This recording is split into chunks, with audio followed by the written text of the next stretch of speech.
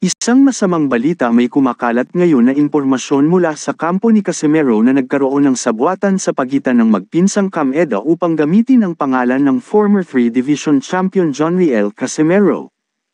Pabor sa Hapon na si Kiyonesuke. Sa madaling salita, ang laban sa pagitan ni Casimero kontra Kameda ay nakadesenyo upang ito ay ipanalo ng pinsang nitong si Kiyonesuke Kameda.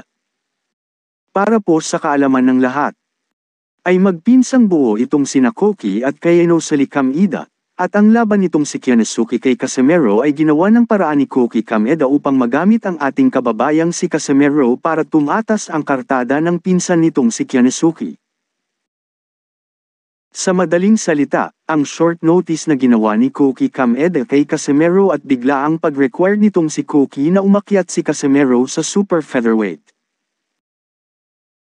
ay isang paraan lamang ng panggigipit sa kampo ni Casimero upang ito ay hindi makapaghanda sa tamang oras at mabigla sa paparating na laban nito kontra sa kanyang pinsang si Kiyonesuke.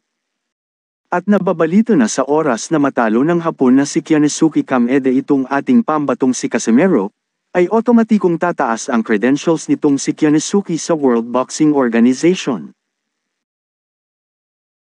Kung susumiin ay isang malaking setup or patibong ang biglaang laban ni Casimero kontra Kiyonesuke upang ito ay matalo ng Hapon at makilala sa Asia na kauna-unahang Japanese fighter na nakatalo sa nasabing former 3 Division champion. Kaya maraming mga Pilipino boxing fans ang nangangamba para sa kalagayan nitong si Casimero, lalo na ito ay pinadala na ni Koki Kameda sa bansang Japan upang dun mag-training. Kung baga dun pa lamang ay napag-aaralan na ng palihim ng mga Hapon ang estilo ni Casimero.